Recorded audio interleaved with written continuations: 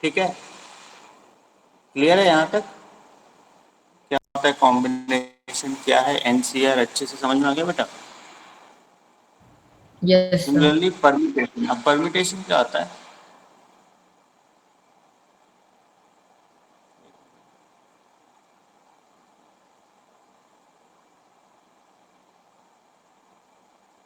Permutation, तो permutation क्या होता है, यहाँ पे आपका काउंटिंग मतलब अरेंजमेंट मैटर कर रहा है ना। कॉम्बिनेशन में हमने क्या देखा कि कॉम्बिनेशन मतलब सिलेक्शन, कैसे सेलेक्ट कर रहे हैं, चार में से एक सेलेक्ट करना है ना। तो सिर्फ यहाँ पर हम कंबाइन कर रहे हैं, तीन में से दो को कंबाइन करना है ना। तो कंबाइन करने के कितने तरीके हैं, ठीक है, जैसे ए बी सी है ना, ए बी सी में से हमको तीनों को कंबाइन करना है तो एक ही तरीके हैं, तीन में से दो को कंबाइन करना है तो ए बी कंबाइन कर सकते हैं, बी सी कंबाइन कर सकते हैं और सी ए कंबाइन कर सकते हैं। तीन में से दो सिलेक्शन बोलो या कॉम्बिनेशन बोलो। लेकिन परम्यूटेशन में क्या होता है बेटा, सिलेक्शन के साथ अरेंजमेंट भी होता है। क्या होता है? सिलेक्शन के साथ अरेंजमेंट भी होता है। तो ए और बी को कंबाइन तो कर दिए, लेकिन ए फर्स्ट पोजीशन में है और बी सेकंड पोजीशन में, तो सेकंड पोजीशन मतलब पोजीशन भी मैटर करती है, ठीक है। तो बी को फर्स्ट और ए को सेकंड पोजीशन में रख दिए तो एक और तरीका हो गया। तो यहाँ पे एक एक्स्ट्रा तरीका आ गया है अरेंजमेंट का। तो selection and arrangement, position matter करता है, वहां पे परम्यूटेशन हो जाता है। ठीक है, क्लियर है? कुछ नहीं, परम्यूटेशन में क्या हो जाएगा, selection and arrangement and simultaneously है ना, सेलेक्ट भी करना और अरेंज भी करना है, दोनों काम एक साथ करना, और नहीं है फिर एंड है, तो एंड के लिए मल्टीप्लिकेशन है ना। साइमल्टेनियसली काम करते हैं तो मल्टीप्लिकेशन, तो सिलेक्शन एंड अरेंजमेंट। तो सिलेक्शन होता है, जैसे सपोज करो मुझे दो को सेलेक्ट करना है, तो दो को सेलेक्ट करने के लिए 3C2 लगाया मैं, 3C2 एंड के लिए इंटू, और दो तरीके से इसको रख सकते हैं, तो इंटू 2 हो गया। समझ में आया?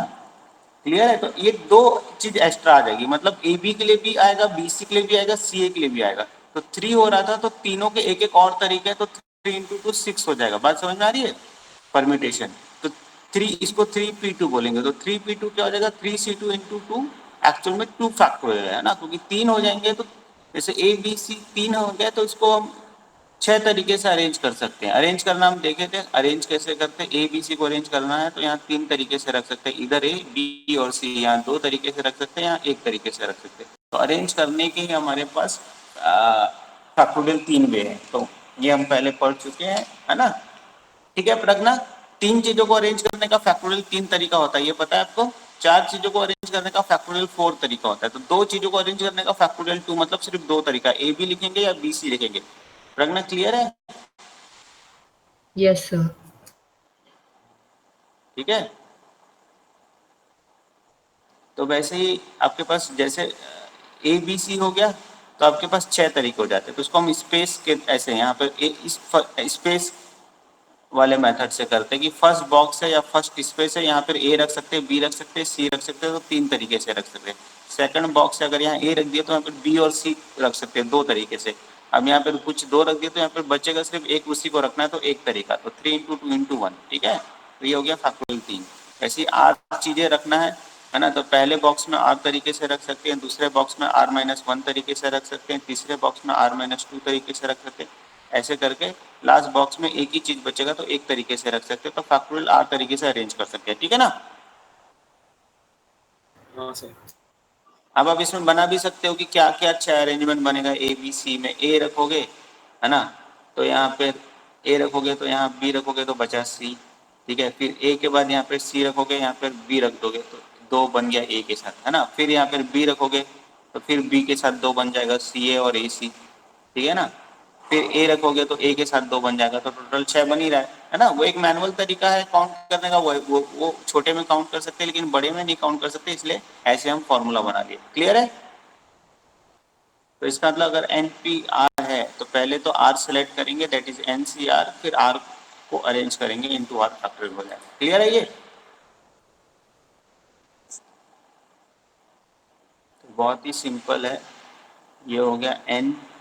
एक्चुअल में फॉर्मूला हम इसका बनाते हैं पहले, है ना, एनपीआर का फॉर्मूला बनाते हैं, वहां से एनसीआर का फॉर्मूला, ये जो फॉर्मूले का प्रूफ है, एनसीआर जो हमने बताया ना, एनसीआर का फॉर्मूला जो हमने लिखा, इसका अगर मैं प्रूफ पूछूं तो प्रूफ, चलो प्रूफ समझते हैं ना। तो बहुत ही सिंपल चीज़ है, तो समझना बहुत सिंपल है ना। तो यहाँ पर हम क्या समझेंगे, जैसे हमने देखा कि भाई तीन चीजें हैं तो फैक्टोरियल तीन तरीके से अरेंज हो रहा है, तीन बॉक्स को हमको फिल करना है ना। आर चीजें हैं, है ना, आर चीजें हैं तो फैक्टोरियल आर तरीके से अरेंज हो रहा है, क्योंकि यहाँ पर हमारे पास पूरे ऑप्शन है। जैसे 9 डिजिट है, 10 डिजिट है तो पूरे ऑप्शन है। तो अभी आर आर थिंग्स है तो पूरे आर चीज रख सकते हैं। अब एक कोई एक चीज यहाँ रख दिया, कोई एक चीज यहाँ रख दिया, है ना। तो आर तरीके, तो यहाँ पर R-1 तरीका, यहाँ पर R-2 तरीका, ये तो समझ में आ रहा है ना प्रज्ञा। Yes, sir.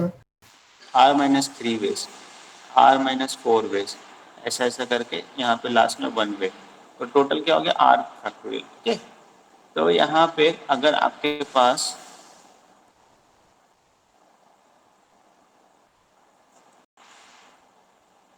NCR है ना, मतलब सपोज करो N में से R लेना है ना, R things among and different things.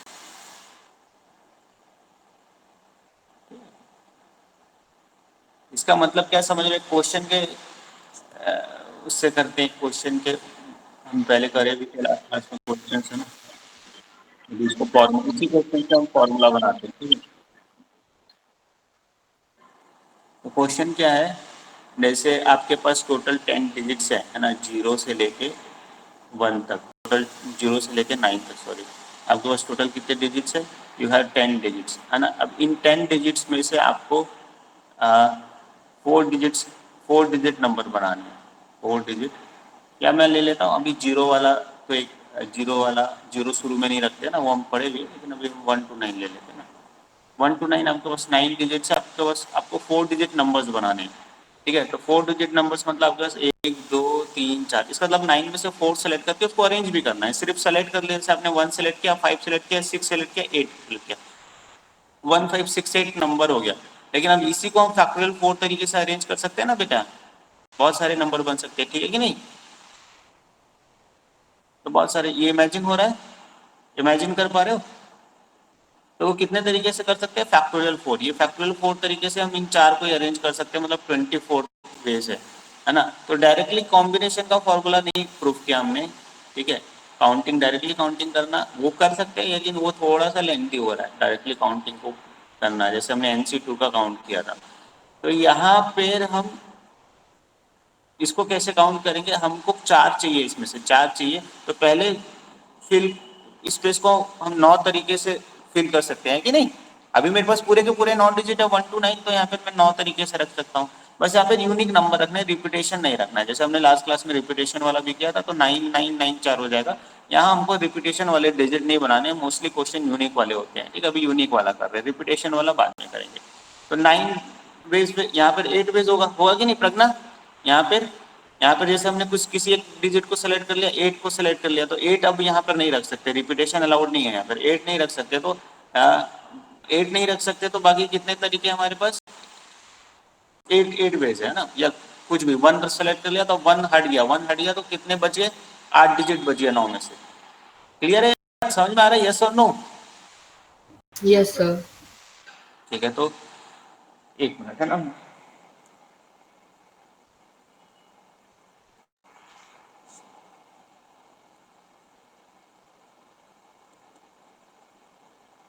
अच्छा, बोर्ड दिख रहा है, अभी बोर्ड दिख रहा है।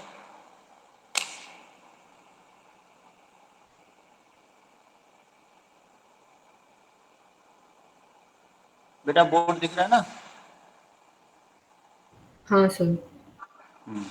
तो 9876 सिंपली। तो वैसे ही मैं जैसे ये क्वेश्चन हमने सॉल्व किया, तो इतने आंसर होंगे इसके। अगर आपको 1 to 9 में से 4 डिजिट कितने नंबर बनेंगे जिसमें रिपीटेशन अलाउड नहीं है, तो 9 मल्टीप्लाई 8 मल्टीप्लाई 7 मल्टीप्लाई 6, बहुत सिंपल है, पहले भी हमने किया है ना, इसमें कोई डाउट नहीं है किसी को। वैसे अगर हमको n में से r लेना है, n में से r लेना है, तो टोटल हमारे पास n थिंग्स है और r स्पेसेस है। n में से r का यही मतलब है, 9 में से 4 मतलब 9 डिजिट्स है, 4 स्पेसेस है। तो यहाँ पे n थिंग्स है और r स्पेसेस है। तो पहले में n ऑप्शन है, दूसरे में क्या ऑप्शन है, n माइनस वन ऑप्शन है कि नहीं, एक कम हो जाएगा दूसरे में, कि तीसरे में n माइनस टू ऑप्शन है। ये बात क्लियर है। फिर n माइनस थ्री ऐसा करके लास्ट में जो रहेगा n माइनस आर ऑप्शन है ना, यहाँ पे 9 माइनस, अच्छा 9 minus four plus one option है, तो n minus R plus one option है। बात समझ में आ गई, क्लियर है।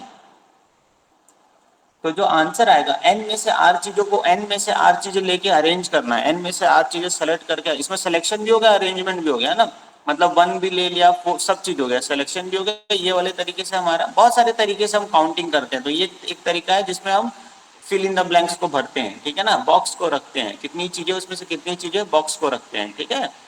तो चार चीजें, 4 डिजिट नंबर बनाना है, टोटल 9 डिजिट्स है, तो हमने 4 बॉक्स रखा, 4 बॉक्स में रखते गए, तो उसमें कभी 1 रखा कभी 5 रखा, तो सारे ऑप्शंस आ जाएंगे, सिलेक्शन प्लस अरेंजमेंट सब आ गया, तो इसी को बोलते हैं एनपीआर।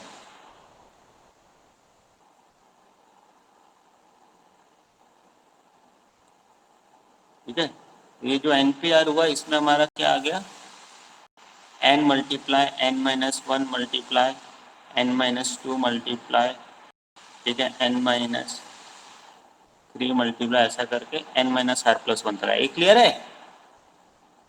हाँ सर। Yes, sir. 11th में भी आपको कोई प्रूफ नहीं बताया इसका, चलो अच्छा अभी समझ लो, है ना, नहीं तो लोग भागते हैं फिर फटाफट। तो एनपीआर क्या हो जाएगा, एनपीआर हमारा हो गया। अब देखो इसको फैक्टोरियल में रखना है, क्योंकि हमारा फैक्टोरियल है, तो फैक्टोरियल 1 से स्टार्ट होता है, तो 1 से n माइनस आर तक मल्टीप्लाई करना पड़ेगा ना, 1 से लेके n तक बनाना है। जैसे ये 9 से लेके 6 तक है, तो इसको फैक्टोरियल में बनाना है, तो 9 इंटू 7 इंटू 6 है हमारा। इसको फैक्टोरियल में बनाना है तो मेरे को 5 4 3 2 1 मल्टीप्लाई करना पड़ेगा कि नहीं, बताओ। तो नीचे वही चीज मल्टीप्लाई करना पड़ेगा, 5 4 3 2 1। देखो नंबर से समझना बहुत इजी होता है, इसलिए हम नंबर से समझते हैं। तो ऊपर हो गया फैक्टोरियल 9 और नीचे हो गया फैक्टोरियल 5, तो ऊपर हो गया फैक्टोरियल n और नीचे हो गया फैक्टोरियल n माइनस आर, बस वही करना है यहाँ पे। आई होप समझ में आ गया है ना। तो यहाँ पर भी हमको क्या करना है, 1 से लेके r तक मल्टीप्लाई करना है ना, n into n minus one, ऐसा करके कहाँ तक है, n minus R plus one तक है। अब इसके बाद आएगा n माइनस आर, इससे छोटा n minus R minus one, ऐसा करते जाएंगे, ऐसा करके कहाँ तक, 1 तक मल्टीप्लाई करेंगे। तो एक्चुअल में 1 से लेके n तक का प्रोडक्ट हो गया, वही करे है ना, 9 से लेके 6 तक था, तो 1 to 5 और डाल दिए, तो नीचे भी 1 से लेके n माइनस आर तक आ जाएगा, है ना। तो इतना हमने ऊपर मल्टीप्लाई किया है, इतना, और इतना ही हमने नीचे मल्टीप्लाई किया, ठीक है कि नहीं, एक्स्ट्रा चीज समझ में आया। तो इसको हमने फैक्टोरियल में लिख दिया, यही बना फॉर्मूला। तो ऊपर का बन रहा है फैक्टोरियल n, ऊपर का बन रहा है फैक्टोरियल n, और नीचे का क्या बन रहा है, फैक्टोरियल n माइनस आर। आगे समझ में। हाँ सर। Yes, sir. तो ये बना एनपीआर का फॉर्मूला। ऐसे बना, समझ में आया तो ठीक है, बाकी अपन बाद में फिर से रिवाइज करेंगे नेक्स्ट क्लास में, नेक्स्ट, है ना, तो आगे भी समझ सकते हैं। तो ऐसे यहाँ पर अगर अब एनसीआर का फॉर्मूला निकालना है तो क्या होता है, एनपीआर है ना, एनपीआर परम्यूटेशन मतलब सिलेक्शन भी करना है और अरेंज भी करना है। मतलब पहले हमको 3 चीज़ें सेलेक्ट करना है, फिर उनको अरेंज करना है, ठीक है। तो जैसे हमने, तो यहाँ पर हो जाएगा, तो यहीं से एनसीआर का फॉर्मूला निकल जाएगा, n C r multiply factorial R, n P r में आ गया एन, एन माइनस आर। तो ये वाला आर फैक्टोरियल इधर आ जाएगा, तो एनसीआर का फॉर्मूला क्या आ जाएगा, दिख गया, दिख गया बेटा। Yes, sir. ठीक है चलो, इसको नोट कर लो, जल्दी से नोट कर लो।